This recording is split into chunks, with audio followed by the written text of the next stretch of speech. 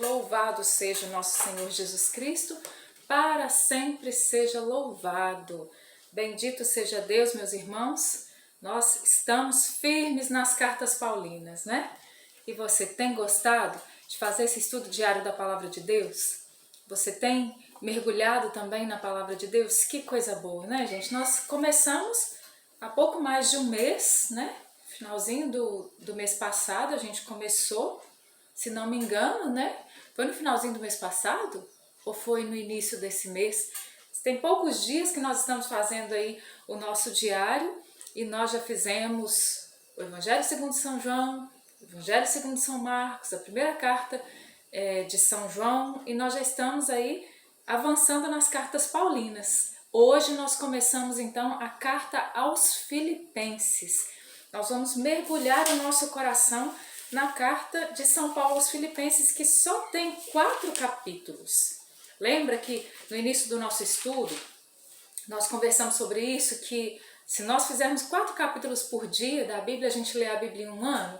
A gente tem feito 2 capítulos para poder também fazer os vídeos um pouco mais curtos, mas hoje eu vou fazer 2 vídeos. Eu vou fazer então a carta aos Filipenses toda no dia de hoje. Então, se você quiser pegar comigo essa empreitada, eu vou dividir em 2 vídeos, tanto para que o vídeo não fique tão longo, quanto também para aqueles que não forem conseguir fazer os 4 capítulos hoje. Mas, se você conseguir fazer os 4 capítulos, vamos juntos. Nesse primeiro vídeo eu vou fazer então o capítulo 1 e 2 de Filipenses. Vamos pedir ao Espírito Santo então que nos ajude a mergulhar na Palavra de Deus. Pelo sinal da Santa Cruz, livrai-nos Deus nosso Senhor, dos nossos inimigos, em nome do Pai, do Filho e do Espírito Santo. Amém. Vinde, Espírito Santo, e enchei os corações dos vossos fiéis, e acendei neles o fogo do vosso amor. Enviai-nos, ó Pai, o vosso Espírito, e tudo será criado, e renovareis a face da terra. Oremos. Ó Deus, que instruíste os corações dos vossos fiéis com a luz do Espírito Santo, fazei que apreciemos retamente todas as coisas, segundo o mesmo Espírito, e gozemos sempre de sua consolação, por Cristo Senhor nosso. Amém. Vamos lá então, carta aos Filipenses, capítulo 1. No capítulo 1, Paulo, como em todas as outras cartas, ele começa aí com uma saudação, né? E eu gosto, como eu disse ontem, né, encerrando lá a carta aos Efésios, eu gosto muito da saudação inicial, saudação final de São Paulo, são maravilhosas. Mas a gente vai lá no versículo 6. Versículo 6 ele diz assim aos Filipenses: estou persuadido de que aquele que iniciou em vós esta obra excelente dará o acabamento até o dia de Jesus Cristo. Então, São Paulo diz que a obra que Deus começou em nós um dia, assim como a obra que o Senhor começou nos Filipenses, né, lá em Filipos, da mesma forma o Senhor começou em nós uma obra e Ele não vai deixar essa obra inacabada. Ele não vai deixar com que essa obra pare no caminho. Mas a obra que Deus iniciou na minha vida e na sua vida, meu irmão, minha irmã, ela vai ser levada até o fim. O Senhor vai dar acabamento à obra. O Senhor não vai deixar a obra pela metade. E nós bendizemos e louvamos ao Senhor por esse versículo 6. São Paulo vem dizer: estou persuadido de que aquele que iniciou em vós esta obra excelente. E qual foi a obra que o Senhor iniciou em você?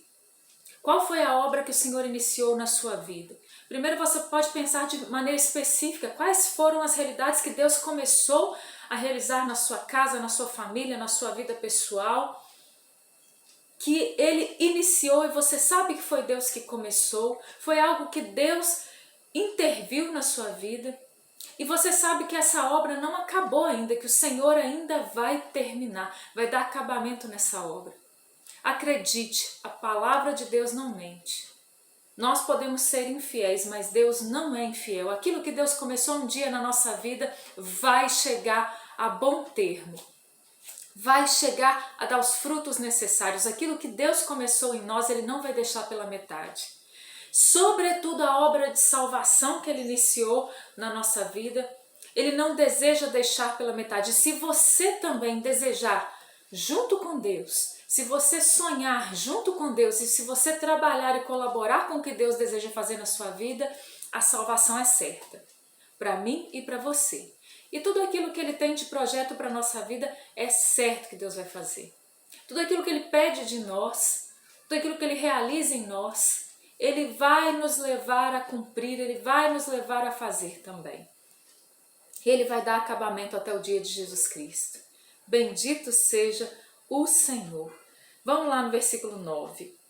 Peço na minha oração que a vossa caridade se enriqueça cada dia mais de compreensão e critério, com que possais discernir o que é mais perfeito e vos torneis puros e irrepreensíveis para o dia de Cristo, cheios de frutos de justiça que provém de Jesus Cristo para a glória e o louvor de Deus. Bendito seja Deus, que o Senhor nos enriqueça, que a nossa caridade seja enriquecida pelo Senhor cada dia mais, para que nós possamos então discernir o que é mais perfeito e a gente se torne mais puro e irrepreensível, porque se a gente começa a discernir o que é melhor, o que é mais puro, o que é mais perfeito, a gente vai se santificando. Então não tem jeito a gente não trombar na santidade quando a gente está falando aqui das cartas de São Paulo. Toda a palavra de Deus, claro, toda a Sagrada Escritura, mas a gente vê que Paulo traz isso de uma forma viva, de uma forma prática para que nós apliquemos na nossa vida. Bendito seja Deus. Então eu acredito que você não esteja tendo dificuldade de anotar no seu diário a parte de como aplicar em minha vida, né? Eu acredito que você esteja na forma concreta com que essas cartas de São Paulo elas são escritas. Eu creio que você tem conseguido enxergar a sua vida nessas cartas, tem conseguido enxergar a vontade de Deus para você. E eu bendigo a Deus, eu louvo a Deus pela graça dele na nossa vida. Vamos lá então, no versículo 12. Meus irmãos, quero fazer-vos saber que os acontecimentos que me envolvem estão redundando em maior proveito do Evangelho. Em todo o pretório, em toda parte, tornou-se conhecido que é por causa de Cristo que eu estou preso. Então São Paulo vem falar mais uma vez da prisão, lembrando então que tem as cartas do cativeiro, que Filipenses é uma dessas cartas. A gente viu Efésios, a primeira carta, né? Do cativeiro. A gente está aqui em Filipenses, que também é uma carta que Paulo escreveu na prisão, né? Será que se eu e você estivéssemos presos hoje, nós teríamos o mesmo vigor que Paulo? E aí não vamos entrar então na realidade de prisão, não. Ah, já não estou presa. Tá bom. Nas dificuldades que nós vivemos no tempo presente, as nossas lutas, as nossas dificuldades, aquilo que a gente vive no concreto do nosso dia a dia, tem nos impedido de evangelizar?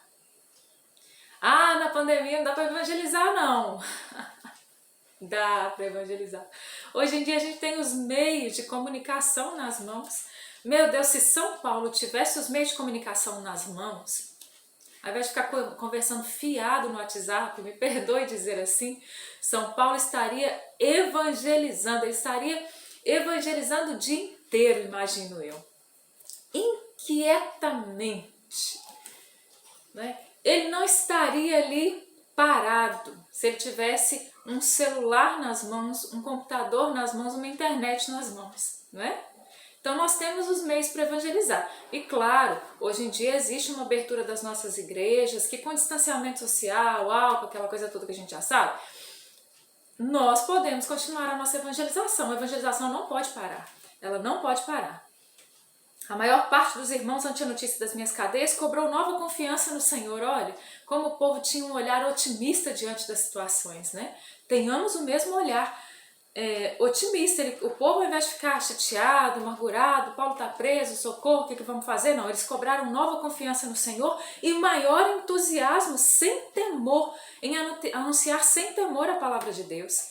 Então, sabendo a prisão de Paulo, o povo ficou ainda mais animado em pregar o evangelho. Olha, Paulo está preso, Paulo não pode ir aos lugares, ele não pode evangelizar, mas nós podemos, então nós vamos. Porque ele nos evangelizou, agora nós vamos evangelizar. Essa também deve ser, esse deve ser o nosso impulso, né? É com essa coragem, com essa ousadia que nós precisamos ir e evangelizar. Versículo 21, Paulo vem dizer um dos maiores versículos, os versículos mais conhecidos também de São Paulo. Porque para mim, o viver é Cristo e o morrer é lucro. Porque para mim, diz São Paulo, o viver é Cristo e o morrer é lucro. E nós vamos entender a explicação disso para que a gente possa voltar nesse versículo. Mas se o viver no corpo é útil para o meu trabalho, não sei então o que devo preferir. Sinto-me pressionada dos dois lados. Por uma parte, desejaria desprender-me para estar com Cristo, o que seria imensamente melhor. Mas de outra parte, continuar a viver é mais necessário por causa de vós. Persuadido disso, sei que ficarei e continuarei com todos vós para proveito vosso e consolação da vossa fé. Assim, na minha volta para junto de vós, vos dará um motivo, minha volta para junto de vós vos dará um motivo de alegria em Jesus Cristo.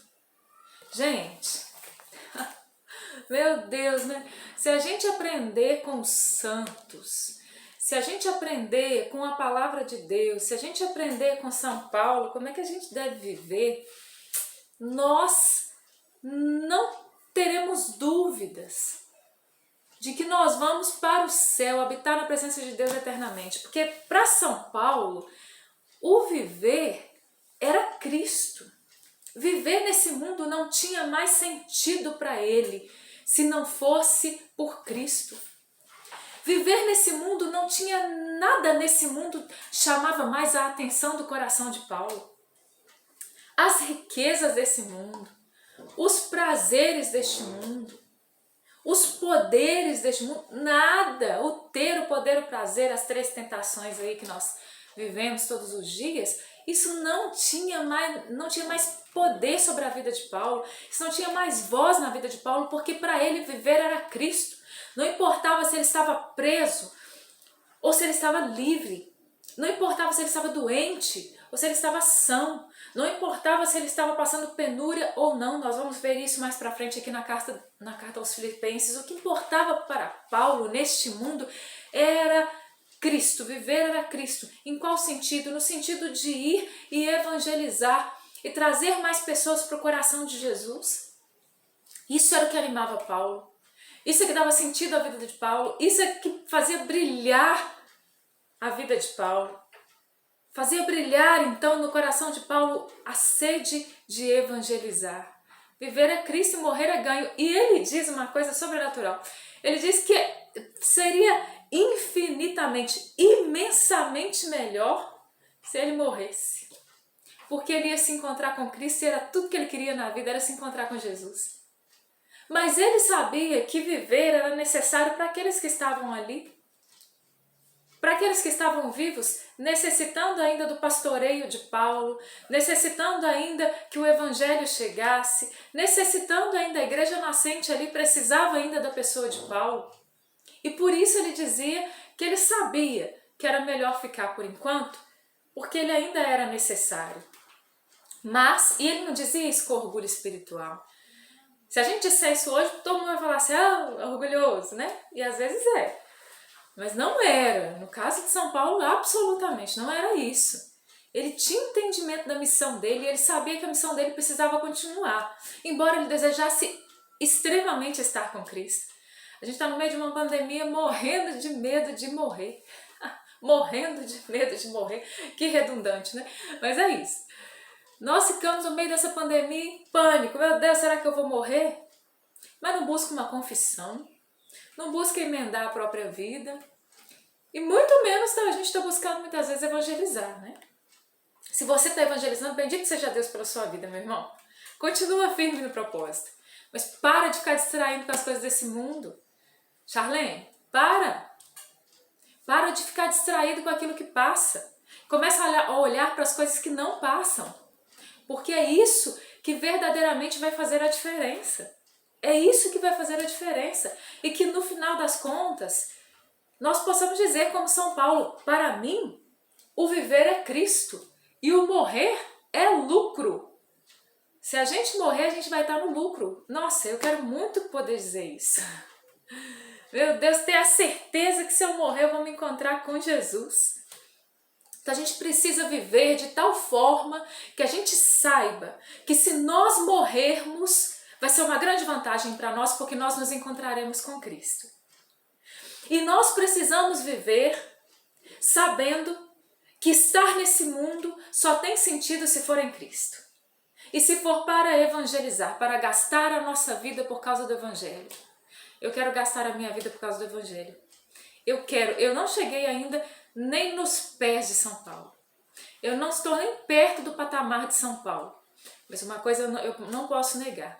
Desejo ardentemente evangelizar.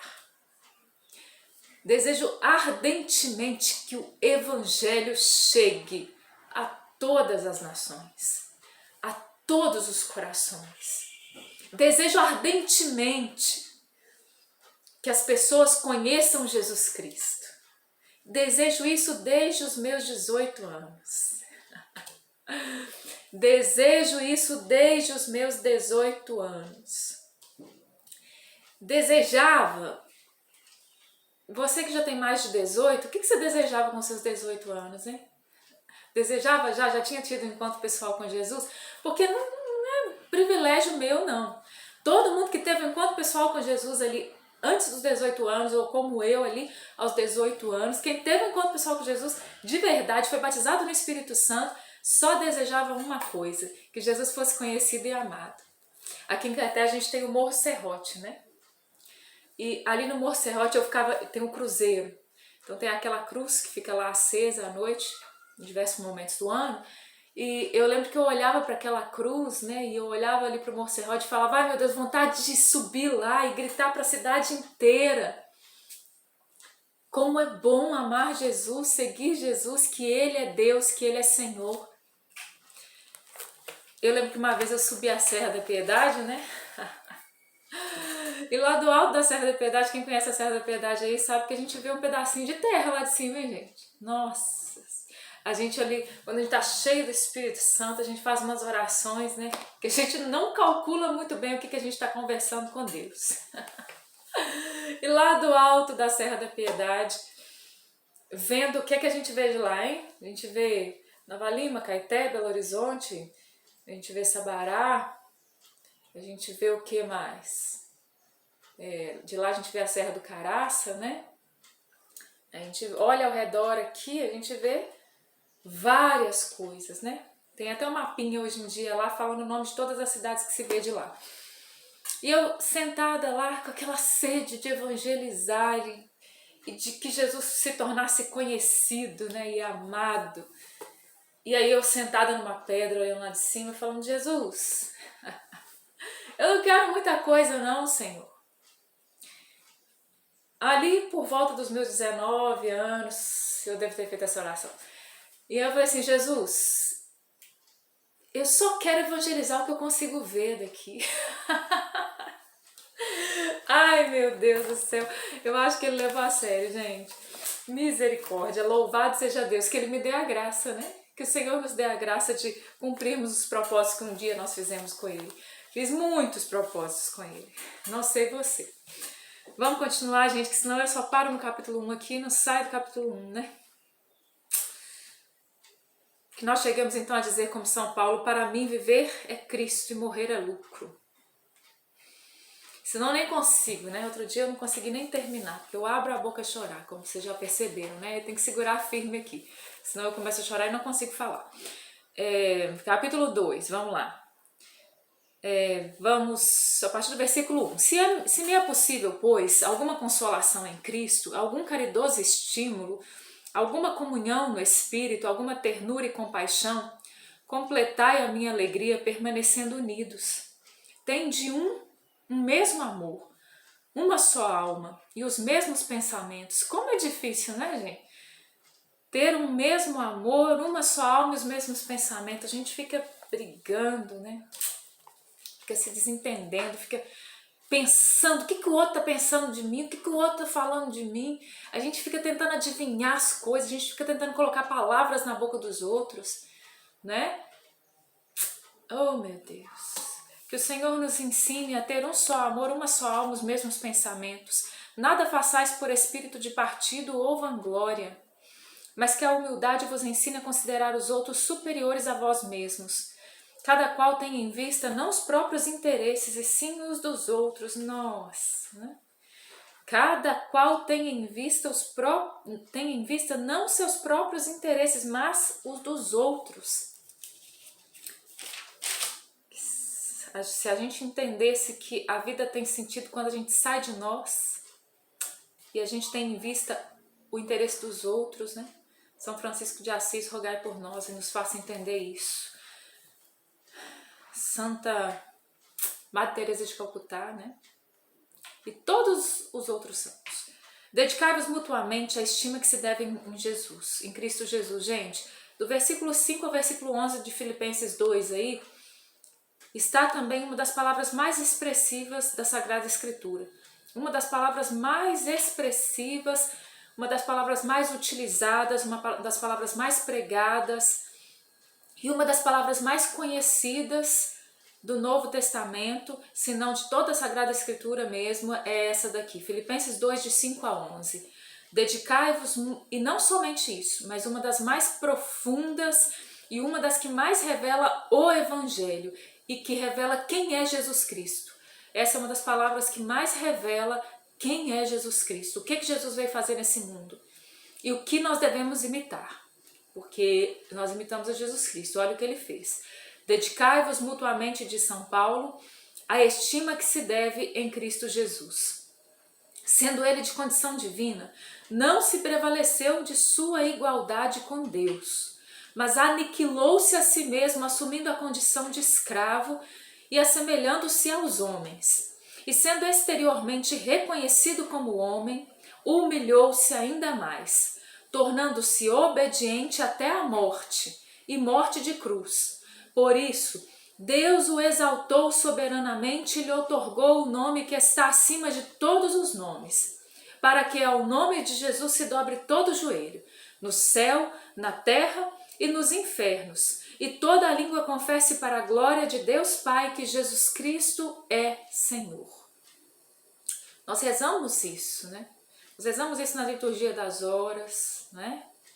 Nas vésperas, nós rezamos isso dentro da liturgia da igreja, nós rezamos isso nos nossos grupos de oração, nós rezamos isso quando a gente vai pregar, nós rezamos isso quando a gente vai ministrar cura e libertação, nós rezamos isso ao longo da nossa vida, às vezes de forma consciente, às vezes com a nossa boca, às vezes até de uma forma inconsciente, às vezes até porque está tão gravado na nossa alma, nós dizemos que Jesus Cristo é o Senhor. Mas nós precisamos entender que, sendo ele de condição divina, ele aniquilou-se a si mesmo, porque ele assumiu a condição de um escravo. Nós não éramos nada mais além do que um escravo. Nós éramos escravos do pecado. E ele assumiu a nossa condição de escravos, a nossa carne, nossa condição de seres humanos, de criaturas. E sendo exteriormente reconhecido como homem, ele humilhou-se ainda mais, porque ele se tornou obediente até a morte, e morte de cruz. Entender que Deus morreu na cruz, o verbo feito carne. Entender que Jesus foi obediente até a morte, morte de cruz, obediente. Nós vemos isso no Getsemane, quando Jesus então está ali sofrendo uma angústia profunda, e Jesus diz: Pai, se é possível, afasta de mim esse cálice, tudo te é possível, afasta de mim este cálice. Contudo, não se faça o que eu quero, mas o que tu queres, Pai, o que é necessário que eu faça para que eu cumpra plenamente a minha missão. Eu não desejo passar pela morte, eu não quero sofrer, nenhum de nós quer, gente. Até São Paulo, quando ele dizia, para mim viver é Cristo e morrer é lucro, ele não estava pensando a forma que ele ia morrer, mas ele estava pensando nessa passagem que é feita para o Pai. Mas Jesus sabia que a forma que ele morreria seria uma forma extremamente dolorosa, extremamente difícil. Mas pensando na dificuldade, ele sentiu uma angústia suprema. Mas pensando nos planos de Deus a partir de tudo aquilo, ele se entregou e foi obediente até a morte, morte de cruz. Por isso Deus o exaltou. O Pai pôde então, diante do Cordeiro sem mancha, que se entregou por nós, o Pai pôde, diante de toda a obediência e submissão de Jesus, o Verbo divino, o Pai pôde então exaltar soberanamente e lhe outorgar o nome que está acima de todos os nomes, para que ao nome de Jesus todo joelho se dobre. Que joelho não se dobrará diante da potência de um Deus que morre na cruz para dar a vida para a humanidade? Todo joelho se dobre, no céu, na terra e nos infernos, e que toda língua professe, proclame, para a glória de Deus Pai, que Jesus Cristo é Senhor. Ele é o Senhor. Assim, meus caríssimos, vós que fostes obedientes, trabalhai na vossa salvação com temor e tremor, não só quando eu estava entre vós, mas muito mais agora na minha ausência, porque é Deus quem, segundo o seu beneplácito, realiza em vós o querer e o executar. Fazei todas as coisas, vamos parar no versículo 13, é Deus quem realiza em vós o querer e o executar. A gente acha que a gente quer um monte de coisa boa, né? Que vem do alto, que vem de Deus, porque a gente é muito bom, não. É Deus que realiza em nós o querer e o executar. E isso alivia também a nossa consciência um tanto, gente. Porque quando a gente pensa nas coisas que Deus pede para nós, a gente pensa, eu não sou capaz nem de querer isso e muito menos de executar isso. Santo Agostinho tem uma oração maravilhosa. Santo Agostinho dizia, Senhor, dá-me o que me pedes e pede o que quiseres. Dá-me o que me pedes e pede o que quiseres. Porque se Deus pode pedir o que Ele quiser para nós, se Ele for dar para a gente o que Ele quer, e Ele vai fazer isso, porque é Ele que nos dá o querer ou executar. Fazei todas as coisas sem murmurações nem críticas. Isso aqui eu preciso sublinhar na minha vida, e eu muitas vezes retomo esse versículo ao longo do dia. Na hora que eu começo a reclamar, murmurar, porque às vezes eu sou muito reclamona, aí eu começo a reclamar, eu paro diante desse versículo, né? Eu falo, Charlene, fazei todas as coisas sem críticas e murmurações. Para de criticar e para de murmurar. Você critica demais e murmura demais, aí eu paro. A fim de serdes irrepreensíveis e inocentes, filhos de Deus íntegros no meio de uma sociedade depravada e maliciosa, onde brilhais como luzeiros no mundo, a ostentar a palavra da vida. Dessa forma, no dia de Cristo, sentirei alegria em não ter corrido em vão, em não ter trabalhado em vão. Ainda que tenha que derramar o meu sangue sobre o sacrifício, em homenagem à vossa fé, eu me alegro e vos felicito. Vós outros também alegrai-vos e regozijai-vos comigo. Essa carta de São Paulo, gente, aos Filipenses, ela é chamada de a carta da alegria. A carta da alegria. São Paulo está dizendo aqui no capítulo 2, versículo 18, vós outros também alegrai-vos e regozijai-vos comigo. E você vai ver que esse alegrai-vos ele é retomado em outros momentos da carta aos Filipenses. Paulo estava preso e ele trazia alegria no coração. E ele incentivava a alegria no coração dos outros. Paulo estava caminhando para o martírio e ele tinha alegria no coração. E nós, uma unha encravada é o motivo para o desgosto completo e total e para arrasar a nossa vida. Um probleminha que a gente tem, não é verdade? Senhor, eu estou sofrendo tanto, Senhor, e a alegria se esvai, né? A palavra de Deus diz, não entregue a sua alma à tristeza, porque a tristeza matou a muitos, e nela não há utilidade alguma. Aprendamos com São Paulo isso, né? E aí no final ele vem dar aí recomendações em relação a Timóteo, né? Timóteo, Epafrodito, ele vem citar nomes aqui, que foram companheiros de missão. Timóteo, então, foi um companheiro maravilhoso de Paulo, de missão, né? E Timóteo dentro da realidade aqui da comunidade dos filipenses, né? Então, por isso também esse vínculo tão amoroso e tão profundo de Paulo com os filipenses. Que nós também tenhamos uns com os outros essa graça dessa afinidade espiritual, né? Que a Virgem Maria interceda por nós. Nós vamos fazer um segundo vídeo, já vou postar daqui a pouco, vou fazer o vídeo e vou postar. Então, acompanhe. Se você conseguir fazer os quatro capítulos hoje, você faz a carta aos Filipenses inteirinha só hoje. Rezemos juntos, Ave Maria, cheia de graça, o Senhor é convosco. Bendita sois vós entre as mulheres, bendito é o fruto do vosso ventre, Jesus. Santa Maria, Mãe de Deus, rogai por nós, pecadores, agora e na hora da nossa morte. Amém. Glórias ao Pai, ao Filho e ao Espírito Santo, como era no princípio, agora e sempre. Amém. Em nome do Pai, do Filho e do Espírito Santo. Amém. Louvado seja o nosso Senhor Jesus Cristo, para sempre seja louvado.